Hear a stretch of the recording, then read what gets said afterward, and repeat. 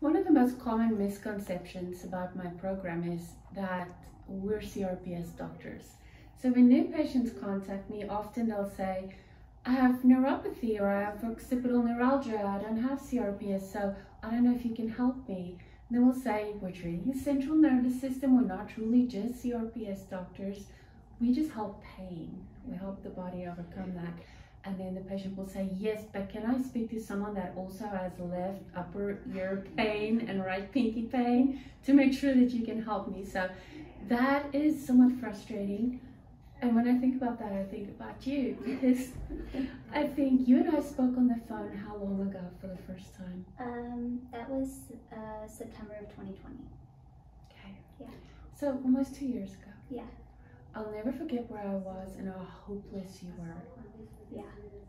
And you, basically, you were picking up your baby, hit the back of your head, severe pain, and then they went in, and what did they do to your occipital nerve? First they did a decompression surgery, so they went in through my neck and wanted to see if the nerves were possibly compressed by muscle, and that was unsuccessful, and then at that point they said, well, maybe there's actual nerve damage. So 9 months after that surgery, I said, well, then let's just take him out, because at that point I was so desperate. I had exhausted everything you can think of. So I know it sounds extreme, but you know, you get to a point where you're just so desperate, and you think, well, maybe that'll work, you know, and you, being raised in a Western medicine model, you think, you know, if you have pain, that's coming from a physical source, so it must be nerve damage. I could point on my head, you know.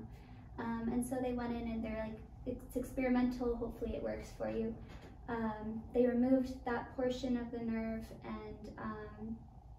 and it didn't help me. I was in way worse pain, like severe 10 out of 10 pain. And I talked to the surgeon. He said, well, at this point, if that doesn't work, there's something wrong with your sympathetic nervous system. Good luck, basically. I don't, you know, he was like, my hands are clean.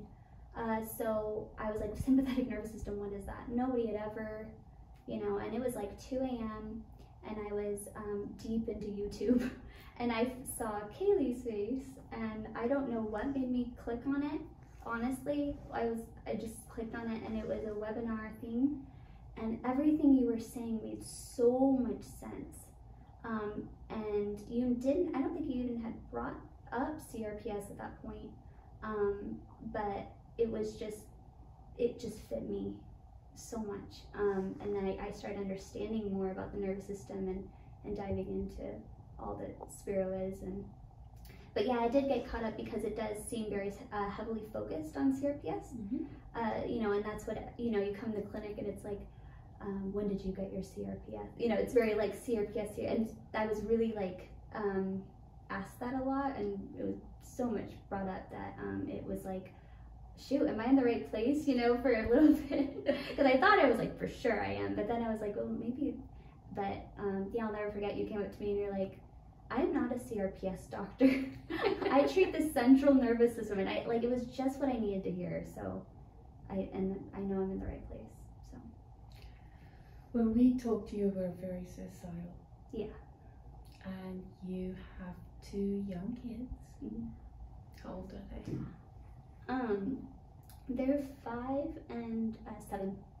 Now remember, I think I told you, even if you're broken, even if you can only give them 10%, your children need you in their life. No one can replace you, and you said you held on to that. Yeah.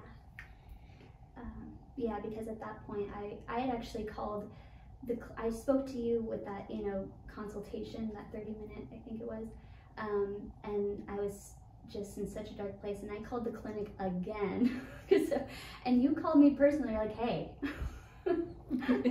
you're like, I can hear it in your voice, like, you know, and you'd said your children need you.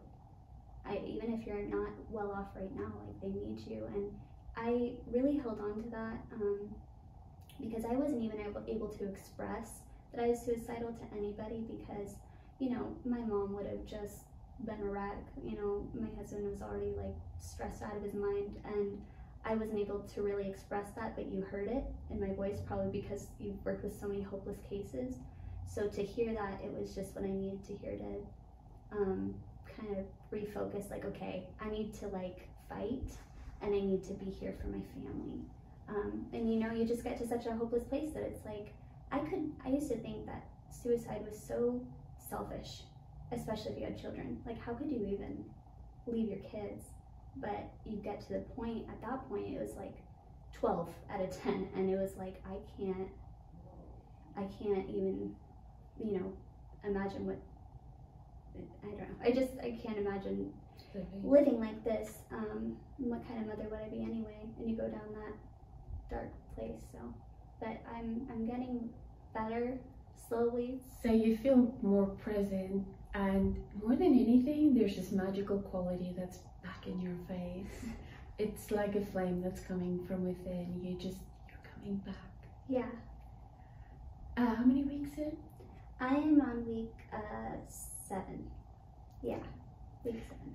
So Jasmin is telling you guys, we are not CRPS doctors. I don't even know if that's occipital neuralgia or if we're ever gonna have a diagnosis, and it doesn't matter. Right. It's just constant pain. Yeah. And it's like, and it's really uncovering, okay, well, why didn't you get better? You know? And, you know, people hit their heads all the time. Why did I get so stuck? Yeah. And a lot of things make sense, you know? Once you start uncovering things, a lot of it makes sense. So. Well, you were a broken little bird when I met you. And you're turning into a force of nature again, and I cannot wait for the day you ring the bell. Thank you so much, Dr. Katinka.